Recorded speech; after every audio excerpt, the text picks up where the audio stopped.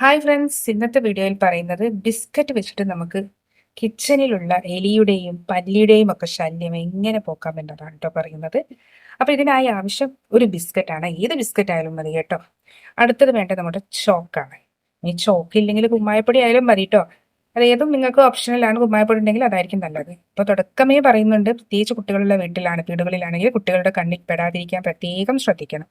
ഇത് കുറച്ച് അപകടകാരിയാണ്. കുട്ടികൾ എടുത്ത് കഴിക്കാനോ അല്ലെങ്കിൽ കുട്ടികൾ ഇതിൽ കളിക്കാനോ ഒക്കെ ഉണ്ടായാൽ പ്രത്യേകം ശ്രദ്ധിക്കേണ്ടതാണ്.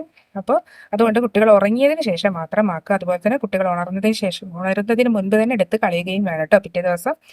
അപ്പോൾ ഇതുപോലെ ഒരു ബിസ്ക്കറ്റ് ചോക്ക്, ഈ ചോക്ക് കുമ്മായപ്പൊടി അല്ലാത്തത് കൊണ്ട് തന്നെ ചോക്ക് ആയതുകൊണ്ട് ഞാനൊന്ന് പൊടിച്ചെടുക്കുന്നുണ്ട് കേട്ടോ.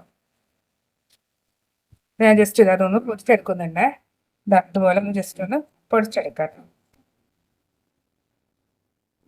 അപ്പൊ അധികം പൊടിയണമെന്നൊന്നുമില്ല. ഇപ്പൊ തന്നെ നല്ലോണം പൊടിഞ്ഞിട്ടിട്ടുണ്ട് കേട്ടോ. അപ്പൊ ഇത് നമുക്കൊരു പാത്രത്തിലേക്ക് ആക്കി കൊടുക്കാം. അതിനുശേഷം നമ്മുടെ ഈ ബിസ്ക്കറ്റും കൂടി നമുക്കൊന്ന് പൊടിച്ചെടുക്കാം കേട്ടോ.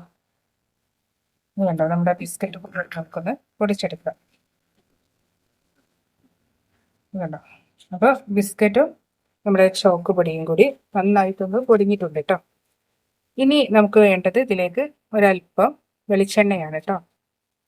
ഒരല്പം വെളിച്ചെണ്ണയും കൂടി നമുക്കിതിലൊന്ന് ജസ്റ്റ് ഒന്ന് മിക്സ് ആക്കി കൊടുക്കാം കേട്ടോ. വെളിച്ചെണ്ണ ഒന്ന് മിക്സ് ആക്കി കൊടുത്തതിന് ശേഷം നന്നായി എന്തെങ്കിലും ഒരു കോലോ അല്ലെങ്കിൽ ഒരു സ്പൂണോ എന്തെങ്കിലും വെച്ചിട്ടൊന്ന് ജസ്റ്റ് ഒന്ന് മിക്സ് ആക്കി എടുക്കാം കേട്ടോ. ഇത് ഒന്നും കൂടി ഒന്ന് മിക്സ് ആയി കിട്ടാൻ നമുക്കൊരു അല്പം വെള്ളം ഒഴിച്ചു കൊടുക്കാം കേട്ടോ. കുറച്ച് വെള്ളം മതിയോ, അധികം വെള്ളം വേണ്ട കേട്ടോ. അപ്പോൾ ഇത് ജസ്റ്റ് ഒന്ന് മിക്സ് ആക്കാൻ വേണ്ടി മാത്രമാണ്.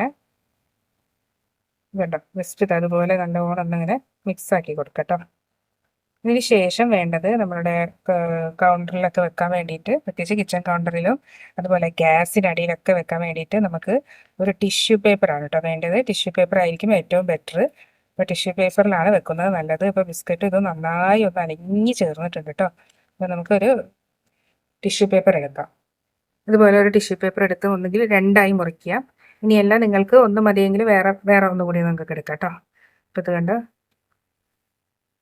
ഞാൻ രണ്ടായി കട്ട് ചെയ്യുന്നുണ്ട്. കട്ട് ചെയ്തതിലേക്ക് ഇത് ഒരല്പം ഇട്ട് കൊടുക്കാം. അതുപോലെ ഇട്ട് കൊടുത്തതിന് ശേഷം ഇത് ജസ്റ്റ് ഒന്ന് കവർ ചെയ്യാം. ഇത് നമ്മളുടെ ഗ്യാസ് അടുപ്പിൻ്റെ ഗ്യാസ് സ്റ്റൗവിൻ്റെ അടിയിൽ, അതുപോലെ തന്നെ കിച്ചൺ കൗണ്ടറിൻ്റെ പാത്രങ്ങൾ വെക്കുന്ന ഇടയിലൊക്കെ നമുക്ക് വെച്ച് കൊടുക്കാവുന്നതാണ് കേട്ടോ. പ്രത്യേകം ശ്രദ്ധിക്കണം കുട്ടികളുടെ കയ്യിലെത്താതെ കേട്ടോ.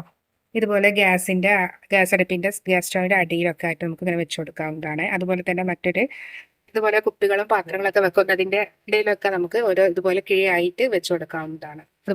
ഇതുപോലെ ടൈൽസിൻ്റെ ഇതുപോലെയുള്ള പാത്രങ്ങളൊക്കെ വെക്കുന്നതിൻ്റെ അരുവിയിലൊക്കെ ഇങ്ങനെ വെച്ച് കൊടുക്കാവുന്നതാണ് കേട്ടോ. അപ്പോൾ തീർച്ചയായും ഇത് നല്ല യൂസ്ഫുൾ ആയിട്ടുള്ള ടിപ്പാണ്. ഇത് നിങ്ങൾക്ക് ട്രൈ ചെയ്യാവുന്നതാണ്.